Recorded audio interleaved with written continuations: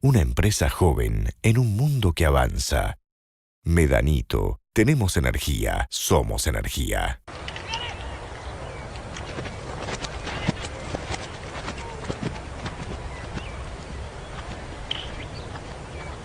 Una ciudad verde será más verde si las islas. Un mundo verde es posible si las islas. Una ciudad más verde la hacemos entre todos. Juga limpio, haciendo Buenos Aires. Buenos Aires Ciudad. UCES. La excelencia, un compromiso. www.uces.edu.ar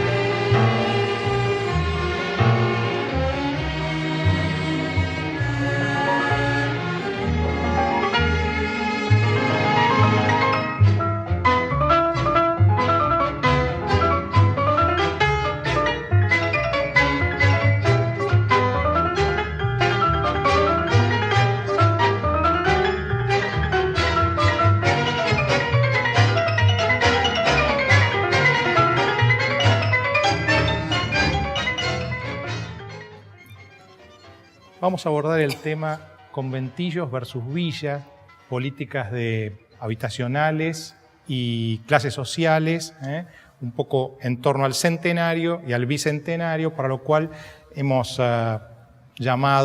sumado a nuestra habitual mesa con Juan José, a una experta en el tema, una intelectual de fuste, Francis Korn. ¿Cómo estás? Bien. Bueno, Juan José, un poco, ¿cuál sería el planteo en torno a la política habitacional, el conventillo del centenario versus la situación de las villas ahora en el bicentenario? Sí, yo siempre tengo un sentido histórico de las cosas. Creo que habría que hacer un historial el problema de la cuestión de la vivienda existe en la Argentina, sobre todo a partir de las grandes oleadas inmigratorias del fin del siglo XIX, comienzo del XX, no estaba preparado. No obstante lo cual, hubo varias versiones de habitacionales, digamos, en esa época, bastante distintas y algunas poco conocidas. Una desde ya fue el conventillo, que fue la que se convirtió en emblemática, entre otras cosas por la literatura, por el teatro y demás, que tomaron eso como un elemento pintoresco. Eran viejos caserones, que también el conventillo, hay distintos conventillos. Está el conventillo de la Boca, que era un conventillo de madera, construcciones de madera. En cambio, los conventillos propiamente dichos eran viejos caserones de clase alta, abandonadas, que se alquilaban por habitación. Había conventillos en el barrio norte, había conventillos en la Recoleta, en la calle Junín, sí que estaban un poco desparramados en toda la ciudad. Pero el conventillo, como creo que vos lo decís en un libro tuyo, la población del conventillo era escasamente el 10% de la sociedad argentina. ¿Cómo se distribuían? Y era un poco, bueno, los inmigrantes que recién venían y que todavía no se habían podido asimilar del todo. El resto estaba en dos tipos de vivienda distintas. Uno, el loteo de tierras en el cono urbano, en la provincia de Buenos Aires, en el cono urbano, que se loteaban tierras a plazos y que los compraban obreros, sobre todo albañiles, que después se construían ellos mismos sus casas.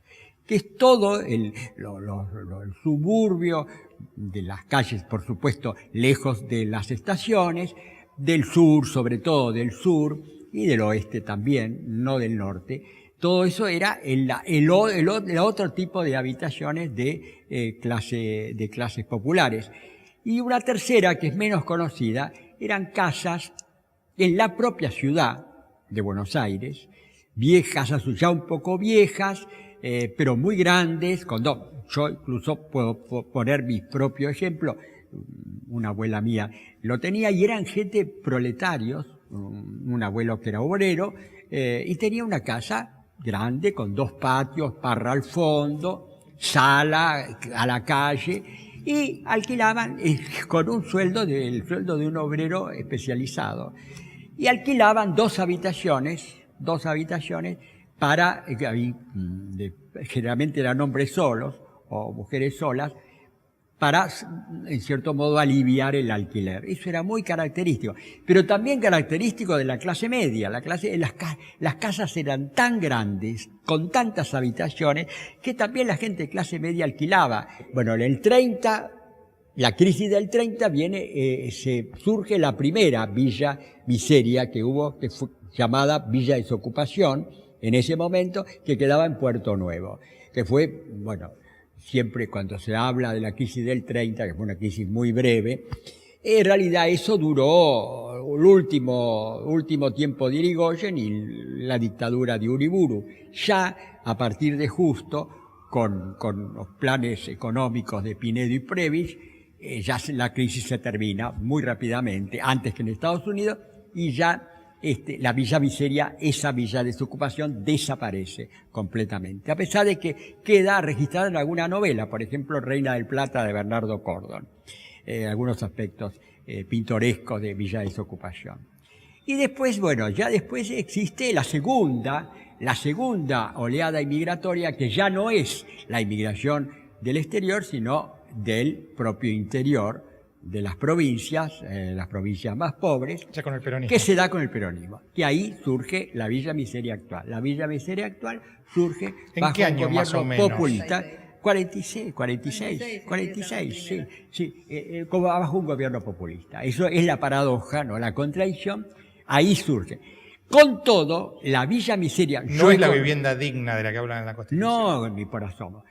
Bueno, después había, por supuesto, algunos barrios obreros que habían hecho, pero muy restringidos, y generalmente restringidos a empleados de oficio. También se hicieron, en la época de Perón, hay que, digamos, con cierta lealtad también hay que decir que más allá de los monoblocks, por ejemplo, se hizo lo que fue, después terminó entregándose en la época de la Revolución Libertadora, pero se planeó en la época de Perón, que fue un lugar como Ciudad Evita, ¿no? Esas eran casitas californianas. Sí. Bueno, eso era un barrio muy digno, Los ¿no? peronistas querían convencer a Evita que hiciera neocolonial hispánico. Evita le dijo, no, a la gente le gusta lo que ve en el cine, el estilo californiano.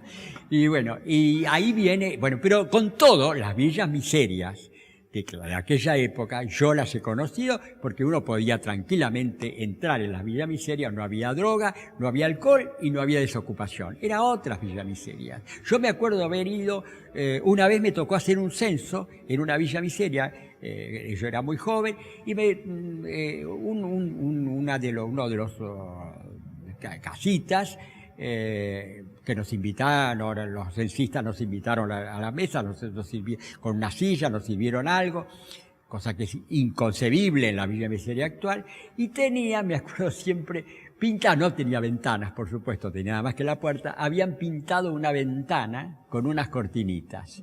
Es decir, la imagen de clase media que tenía los villeros de esa época.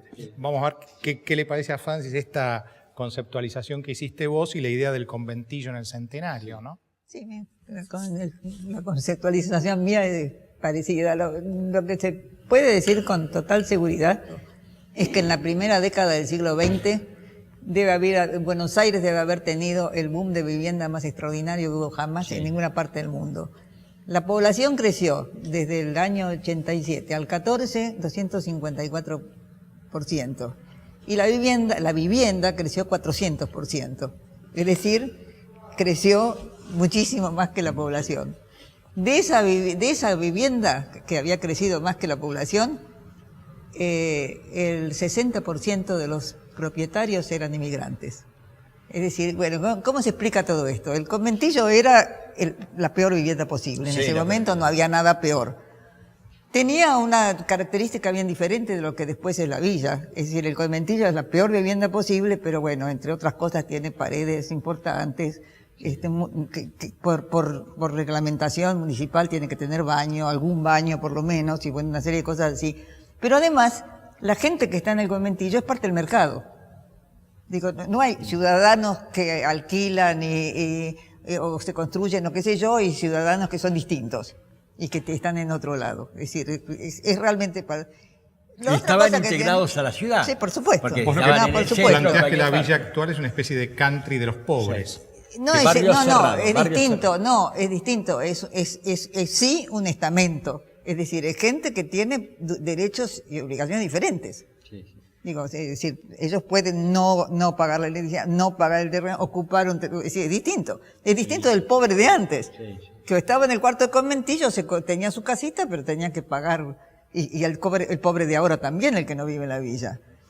De En la todas villa maneras. también a veces tienen que pagar. Sí, pero Porque se después, especula, si en sí. principio no. Sí, Sí, en principio no, no. claro. Vos pero decís que adentro de la pagan- villa, pero- Adentro de la pagan villa, a mafias claro. internas. A mafias Sí, internas, no tiene claro. que, pero no Sí. es el mercado No, general. no, para digamos. nada, es otra La cuestión es que, además, con este crecimiento de población extraordinario, uno pensaría que el conventillo, es decir, la proporción de gente viviendo en conventillo debía haber aumentado, ¿no? Pues no, bajó.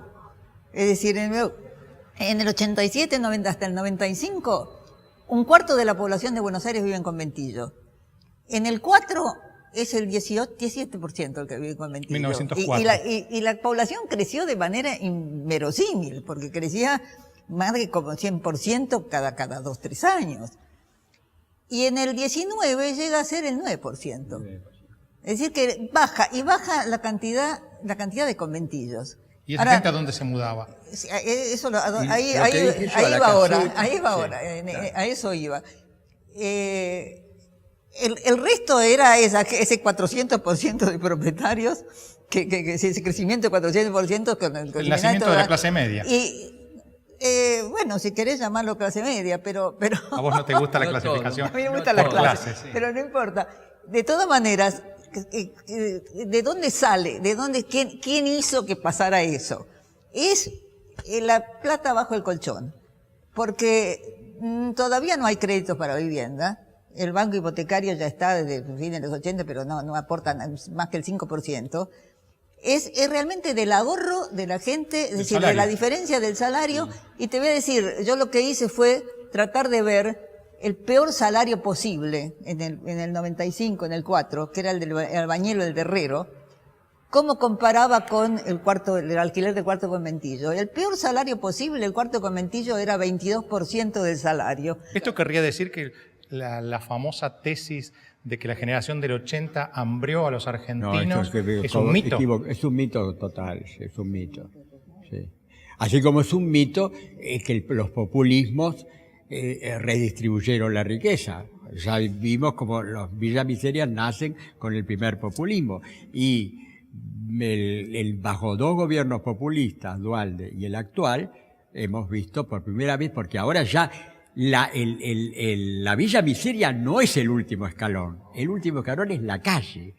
Yo por primera vez en mi vida he visto gente durmiendo en la calle, multitudes durmiendo en la calle, y no digo en el conurbano, en mi barrio, en zona del macrocentro, a partir del 2001. Pero está la del siglo famosa frase XXI. de Bertolt Brecht: la prueba de la igualdad es que debajo de los puentes pueden dormir Sí, los ricos sí. y los pobres. Sí, sí, sí. Vos decías que en ese momento no había créditos para la vivienda. Bueno, en el principio, en los 20 no sé, hasta el 14 no. ¿Y había fomento estatal? No es que, No. esto es una cosa que No, sale, es contrario. que sale sola. Y la cosa de los rematadores, que la gente se cree que los rematadores se llevaban el plan, fue muy útil.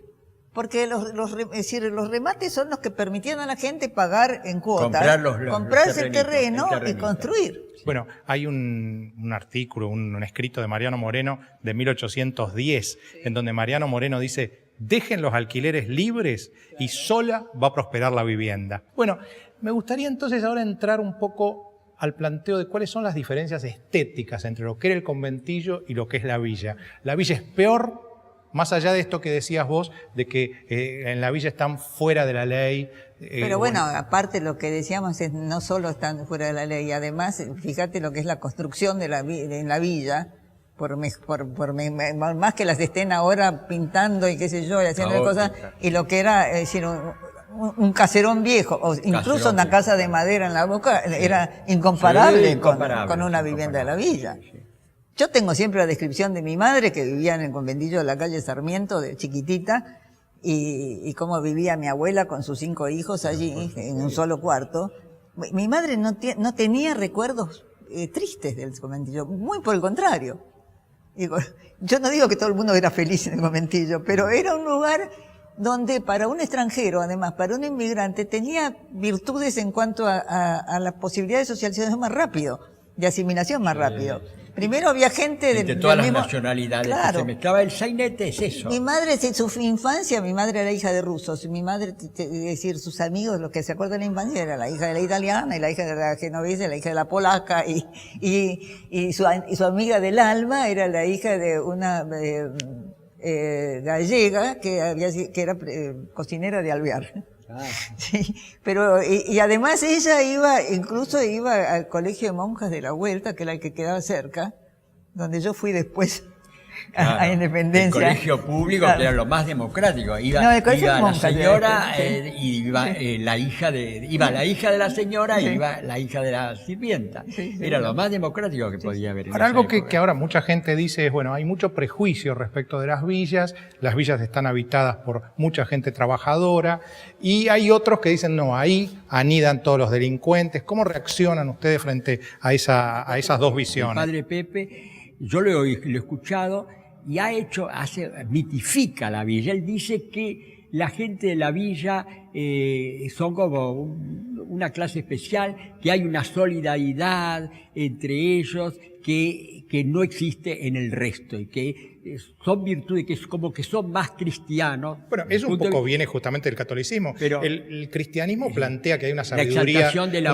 extraña en la pobreza. La humildad, la pobreza, eso está en el cristianismo. Y aparte, bueno, primero que no es cierta esa solidaridad total, porque en todas las casitas de las villas hay rejas, porque también ahí se roban unos a los otros. Es decir, que ¿dónde está? En el Paco está la hermosa vida que predica este señor y tantos otros, ¿no? Siempre generalmente dentro del cristianismo. Ahora, me parece que hay grandes diferencias entre Mujica y estos curas. No, porque estos están dentro. Porque Mujica era la revolución. Estos no. Estos el episcopado los maneja. No, bueno, me dentro parece. de todo, aquellos querían que la gente terminar con la pobreza. Pero estos no, estos reivindican la pobreza como una fuente de virtud. El comunitarismo, es el comunitarismo. La comunidad no se da en la ciudad fría, deshumanizada, donde la gente no se conoce, se da en la villa. Entonces, dejemos a las villas. Ahora, algo. Hay como dos políticas habitacionales respecto de la villa. Una, la que intentó Cacciatore, casi diríamos a sangre y fuego, que era la idea de erradicarlas. Y otra, la de Macri. La idea de Macri es urbanizarla. Esto no se puede erradicar. Es más, algunos funcionarios dentro del gobierno de Macri piensan que existen lazos vecinales, que eso es un barrio más dentro de la ciudad, y que eso que no se deben urbanizar. No es tan barrio, porque miremos la reacción de los vecinos, que no son la oligarquía, ni ricos, ni nada, de Villa Soldati. Si el Parque Independencia no está tomado hoy, es por los vecinos, no por el Estado argentino. Está ahí, fueron los vecinos que se levantaron. ¿Y vos estarías a favor de la urbanización de las villas? Es decir, yo creo que el concepto de clase social es un mal concepto analítico, que nunca fue bien definido, que además que no tiene demasiado sentido. Pero porque en una sociedad donde no está legalizada como los estamentos sí estaban legalizados, no tiene demasiado sentido. Pero lo que sí es que la población de la villa crea una población estamental que no tiene nada que ver con el resto. Sí. Con el resto. Y eso es lo malo. Eso es malo. Es como un subestado. No, es un estamento, es una gente que es decir, aunque no esté en la Constitución, pero que legalmente puede estar ocupando terrenos que no se pueden, mientras otra gente tan pobre como ellos o más tiene que estar... Pero la única solución posible a la mano parece ser la urbanización de eso. Otra solución no parece haber, ¿no? Construcciones. Yo me imagino que debe depender de cada lugar, que debe haber lugares que Había una famosa película brasileña en una época que hicieron, no me acuerdo ahora cómo se llamaba, pero habían sacado la villa y habían llevado a toda la gente a otro lugar. Y en el otro lugar, a pesar de que originalmente las casas tendían a ser mejores, de material, etcétera, se reconstruyó el mismo tipo de hábitos, el mismo tipo, la misma cosa. Pero lo cierto es que la gente que está en la villa también tiene razones para no querer mudarse. Tan cerca de su trabajo. Pero por supuesto, tienen los mejores colegios para los chicos, están cerca de su trabajo, es decir, si se le construye una casa preciosa en Villa Lugano, no quiere ir, ¿no? No quiere Claro, ir lo que vos dirías, la urbanización también el problema que trae es que lejos de ser una zona de incomodidad para el villero, es una zona de comodidad la urbanización. Pero, es decir, estimula a más gente a venir a las villas. Y bueno, es que es lo que está pasando. Es como una especie ¿no? de moratoria, es una especie de moratoria habitacional. Me gustaría salir del tema, ya para aprovechar a Francis Korn en los últimos minutos del programa,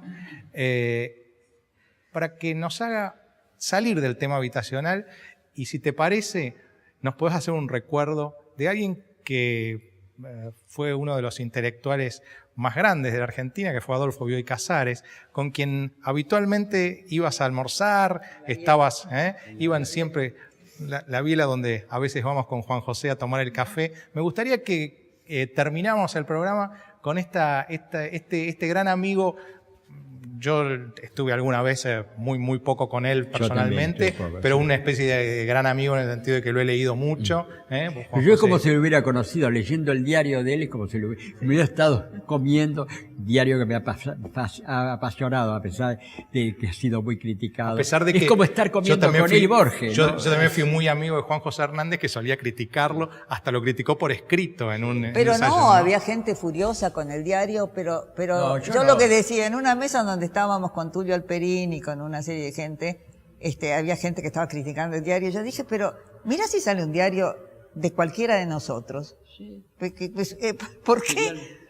Esto era un diario de lo que efectivamente ellos hablaban entre sí, y cualquiera de nosotros hablando con sus amigos, y mientras alguien no te oye, decir cualquier cosa. ¿Y qué hablabas con Bioy y Silvina? De todo, igual que como en que el lo que sale diario, en el diario. igual que como en el diario. Con Silvina era distinto porque Silvina era tan especial, tan distinta de la gente, que hablabas, morías de risa a los 2 minutos en que empezabas a hablar con ella, porque era la persona más, con el humor más extraordinario que puedas imaginar, y la persona más inesperada, es lo que te iba a decir. Nunca podías prever lo que te iba a contestar Silvina. Era absolutamente genial, como son geniales sus cuentos y sus sonetos, que son maravillosos. ¿Y cómo eran esos almuerzos, esas? Almorzaba con Adolfo. Vos sos de la época de Almorzar cosas. en la casa de los Bioy era algo terrible, era como un castigo que te podían dar, no porque ellos te fueran a castigar, pero la comida era una cosa desesperante, Sí, pero eso, realmente desesperante. ¿Agua mineral? No, era es decir, éramos 5, la hija de ellos 2 y yo, porque Silvina era bastante chiflada para esto.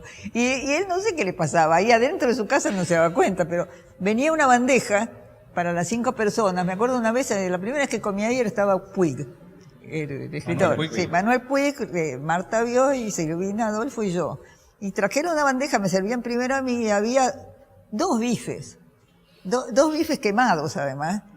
Había que socializarlos. 2 bifes quemados. Un alcaucil, todo lleno de agua, y 2 papas.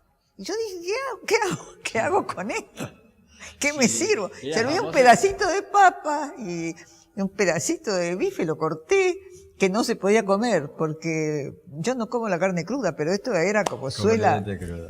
Así que de muy viejo... A propósito que mencionaste la muerte de Silvina, también murió Marta, la hija, después también murió de su otro hijo, ¿no? Pero las 2 muertes, la de Silvina Ocampo y la de Marta Bioy, en el ocaso de la vida de Bioy. Bioy vivió, digamos, tenía todo, la fortuna, la facha física, Ya no tenía fortuna. Era muy buen Hacía mozo, mucho que no tenía fortuna. el talento, Sí, el talento. el talento, bueno.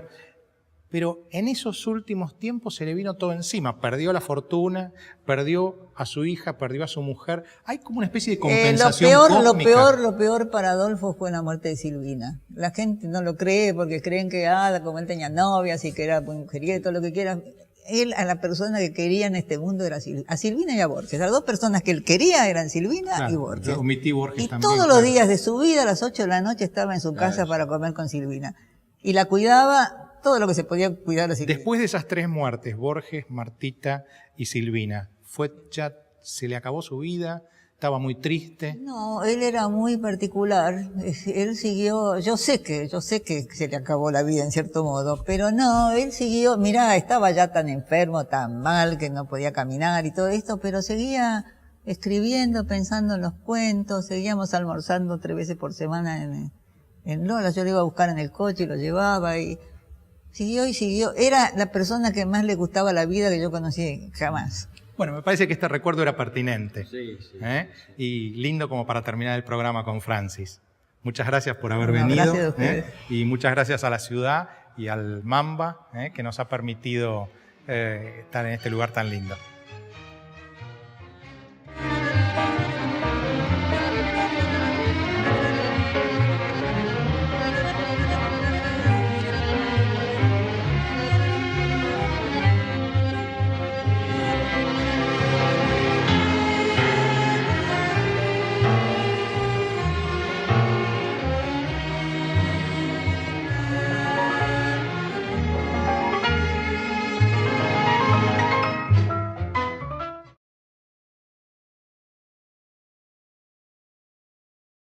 Una empresa joven en un mundo que avanza. Medanito, tenemos energía, somos energía.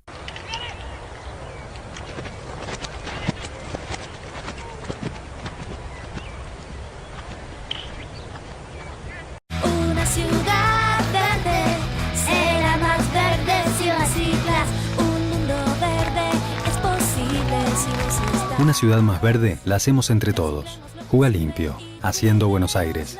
Buenos Aires ciudad. UCES. La excelencia, un compromiso. www.uces.edu.ar